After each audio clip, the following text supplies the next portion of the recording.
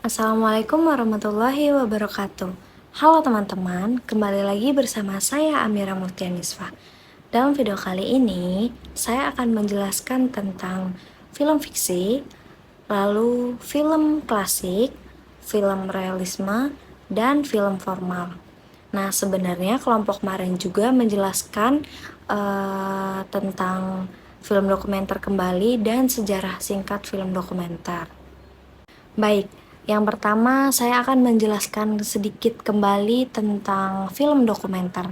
Nah, film dokumenter ini sering dianggap sebagai rekaman dari aktualitas atau potongan rekaman dari suatu kejadian yang berlangsung, yang nyata dan apa adanya, tanpa ada campur tangan imajinasi dari orang lain. Nah, selanjutnya itu ada sejarah singkat film dokumenter. Seperti yang saya jelaskan kemarin, sejarah singkat dari film dokumenter ini dimulai ketika seorang peternak kuda yang bernama Leland Stanford ini ingin meneliti dari gerakan kaki kudanya tersebut dengan seorang fotografer yang bernama Muybridge. Namun hasilnya gagal karena semua kameranya itu tidak bisa fokus. Kemudian si Muybridge ini bekerja sama dengan John D. Isaac untuk meneliti kembali gerakan kaki kuda tersebut, dan hasilnya bisa dibilang berhasil. Nah, selanjutnya itu pada tahun 1882, Jules Mary ini menyempurnakan teknologi yang telah digunakan sebelumnya oleh Muybridge yang untuk merekam gerakan kaki kuda tersebut. Nah, si Jules Mary ini membuat kamera yang menyerupai seperti tembakan yang dia namai dengan photographic gun.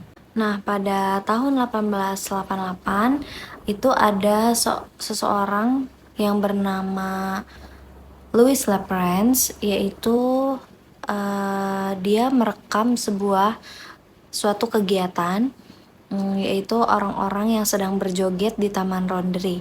Nah, film ini disebut sebagai film pertama yang dibuat oleh manusia menggunakan kamera.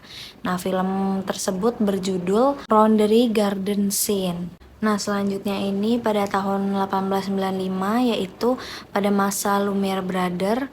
Nah, mereka ini mulai memutar film-film dokumenter mereka secara keliling, dan mereka juga disebut sebagai pelopor usaha bioskop keliling. Nah, mereka juga yang pertama kalinya merilis poster mereka. Nah, Lumiere Brother juga menciptakan sebuah alat yang bernama sinematograph. Nah, alat tersebut merupakan cikal bakal kamera dan proyektor modern. Selanjutnya itu ada film fiksi. Nah, film fiksi ini merupakan jenis film yang menggambarkan cerita atau situasi yang tidak sesuai dengan kenyataan atau juga bersifat hayalan. Nah, jadi cerita fiksi ini dibuat oleh imajinasi seseorang dan tidak pernah terjadi. Selanjutnya itu ada film realisme. Nah, jenis film realisme ini adalah film yang berfokus pada representasi kehidupan sehari-hari dan kenyataan.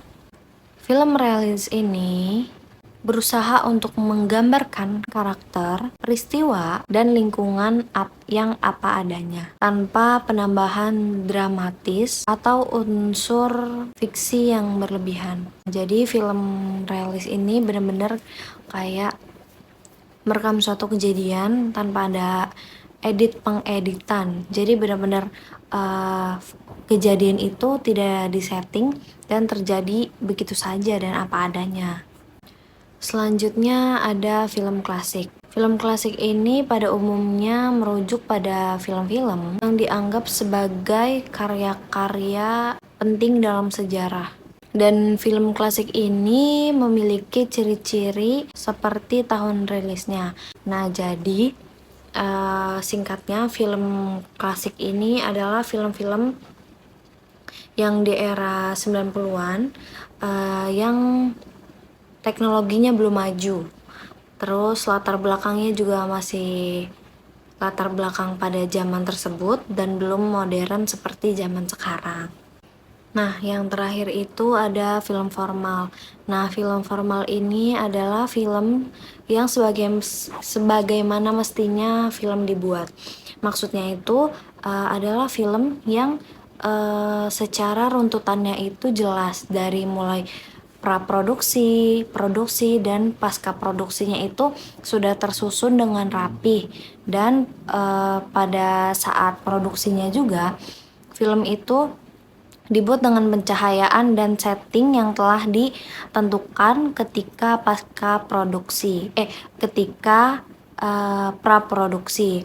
Nah, setelah proses syutingnya pun ada tahap pengeditan dan ada tahap finalisasi. Jadi film formal itu ya sesuai dengan prosedurnya begitu.